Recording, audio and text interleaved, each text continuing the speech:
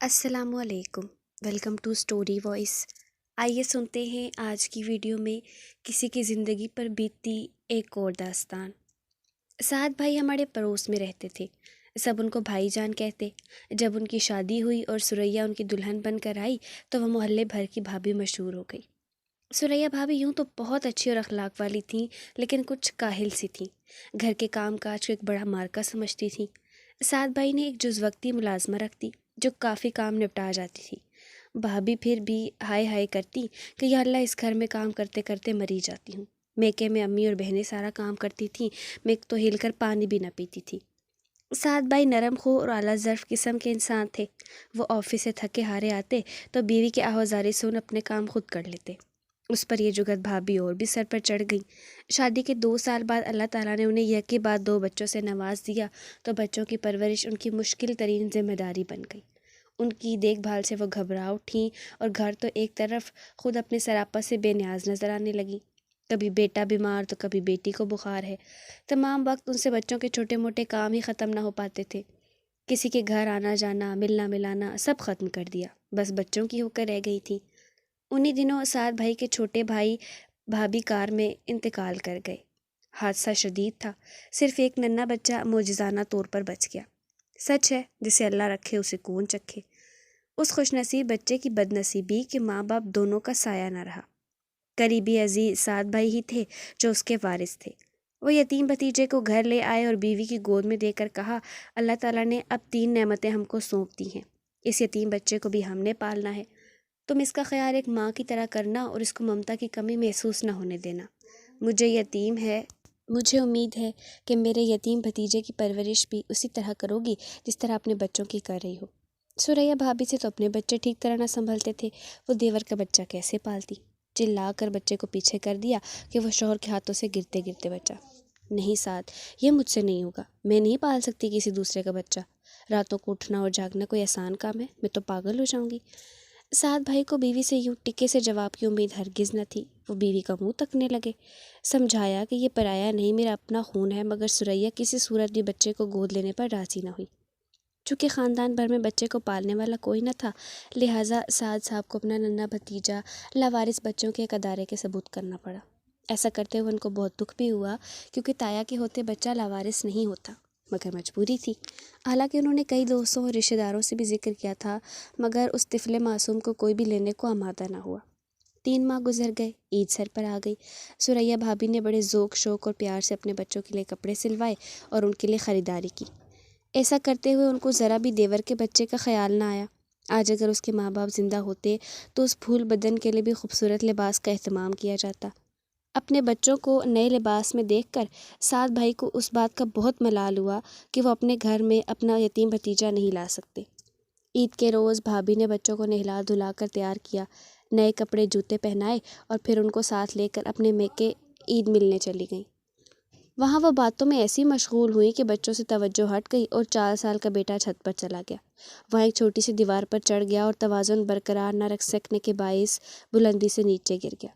भाभी जो थोड़ी देर पहले अपने मासूम लख्ते जिगर को बना संवार कर ईद मिलने आई थी, उसकी नन्ही सी लाश पर गिरी धाड़े मार मार कर रो रही थी। वो खून में लेथड़ा हुआ था। बुलंदी से गिरते ही उसकी रूह कुफसर अंसी से परवास कर चुकी थी।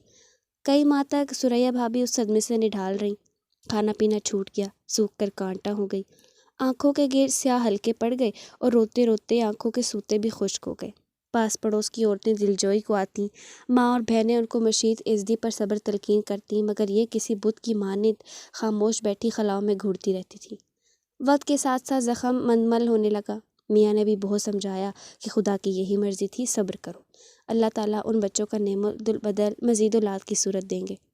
खुदा खुदा करके सब्र आया तो 2 लुक़मा खाने लगी। सारे दिन में 1-2 बार चंद घूंट पानी के भी हलक में उतरने लगे। दिल ने गम को भुलाया तो नहीं, मगर अपने अंदर जज्ब कर लिया। अब ये लबरेज जाम की तरह छलकता न था, मगर दिल में दर्द होता था। एक दिन सुबह सुबह वो उठ गई। सोचा, बहुत दिनों से फैसल के गम में डूबी हूँ और जो मेरी बच्ची ज़िंदा सलामत है उससे गफलत बरत रही हूँ। वो बेचारी सारा दिन सहमी सहमी इधर उधर फिरती रहती है। उसे नहलाने धुलाने का ख्याल भी कई दिनों बाद आता है। सूरत उसकी यतीम बच्चों की जैसी हो गई है। उन्होंने मारिया की तरफ देखा, बच्ची कितनी मैली हो रही है, उसकी तरफ ध्यान ही नहीं। یہ سوچ کر بھابھی نے ماریا کو نہلا دھلا کر کپڑے پہنائے اور جوتے پہنانے لگیں۔ ابھی ایک پاؤں میں جوتا پہنا کر دوسری میں بچی نے پاؤں ڈالا ہی تھا کہ وہ رونے لگی۔ وہ پاؤں جوتے میں ڈالنے لگتی تو بچی خوف سے رونے لگتی اور جھٹکے سے پاؤں باہر نکال لیتی۔ بھابھی کو تبھی غصہ آ گیا کہ یہ کیا تماشا کر رہی ہے۔ اسے ڈانٹ کر پاؤں پکڑا اور زبردستی گھسیٹ کر جوتا پہنایا اور اسے وہیں چیختا چلاتا چھوڑ کر اس کا ربن اور کنگا لینے کمرے میں چلی گئی۔ جب ماریا کی چیخیں بلند ہو گئیں تو وہ باہر بھاگ گئیں کہ دیکھوں آخر بات کیا ہے جو اتنا بلک بلک کر رو رہی ہے۔ دیکھا کہ زمین پر گری زور زور سے ٹانگیں چلا رہی ہے۔ اب بھی بھابھی کی سمجھ میں نہ آیا کہ کیا بات ہے اور ان کی بیٹی کسی تکلیف میں مبتلا ہے، مگر ماریا کے چہرے سے ظاہر ہو رہا تھا کہ وہ شدید تکلیف میں ہے جس کو برداشت کرنا اس کے بس سے باہر ہے۔ ڈاکٹر تک پہنچتے بچی ہلکان ہو گئی، اس کی ٹانگ نیلی پڑ گئی، وہ بے ہوش تھی۔ ڈاکٹر نے ٹیبل پر لٹایا، ہلایا جلایا اور جوتے اتارے تو پتہ چلا کہ جوتے کے اندر کالا بچھو تھا جس نے ماریا کو 3-4 بار ڈنک مارا، مگر سریا بھابھی کی سمجھ میں کچھ نہ آیا۔ ڈاکٹر نے جوتا جھٹکا تو بچھو فرش پر گر گیا۔ یہ انتہائی زہریلا تھا جس کا زہر ماریا کے بدن میں پھیل چکا تھا۔ وہ جاں بر نہ ہو سکی، یوں بھابھی بیچاری کی ہری بھری گود اجڑ گئی۔ وہ نیم پاگل سی ہو گئی، حواس کھو بیٹھی۔ ایک کے بعد 2 جان لیوا حادثوں نے ان کی زندگی کی ہر خوشی چھین لی۔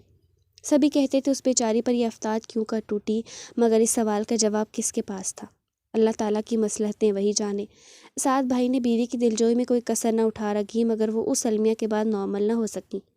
ہر وقت اپنے گڈے اور گڑیا کو یاد کرتی تھیں، ان سے باتیں کرتی تھیں جیسے وہ زندہ ہوں اور ان کے سامنے بیٹھے ہوں۔ ان کے کپڑے دھو دھو کر استری کر کے رکھتی تھیں، ان کے کھانے کے برتن، کھلونے، ان کی ہر شے سنبھالی ہوئی تھی۔ جب سوتیں تو اپنے ایک جانب گڑیا اور دوسری جانب گڈا لٹا لیتیں اور جب تک آنکھ نہ لگ جاتی ان کو بھینچ بھینچ کر پیار کرتیں اور ان سے باتیں کرتیں۔ ماہر نفسیات سے بہت علاج کروایا مگر ان کے دل کا زخم ہرا ہی رہا۔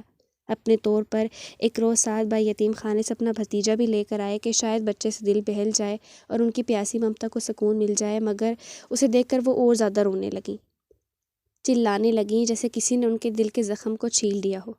ان کے اپنے بچے اور زیادہ شدت سے یاد آنے لگے۔ یہ بدنصیب بچہ ان کے غم کا مداوا نہ بن سکا اور سعد بھائی یہ سوچ کر بچے کو واپس لے گئے کہ کہیں انہیں دورہ پڑ جائے تو اس بچے کو نقصان نہ پہنچا دیں۔ کیا خبر ان کو اب یہ خیال آتا ہو کہ اس بچے کو میں نے دھتکارا تھا، گھر میں نہیں رہنے دیا تھا، تو اسی کارن میرے بچے بھی میرے پاس نہ رہے۔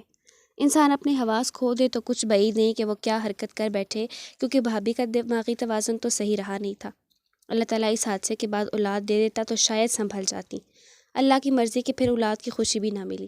آج تک بھابھی کھوئی کھوئی رہتی ہیں، دوسروں کے بچوں کو تکتی ہیں تو خود سے باتیں کرنے لگتی ہیں اور ہر وقت ایک گڑیا اور ایک گڈا اپنے پاس رکھتی ہیں۔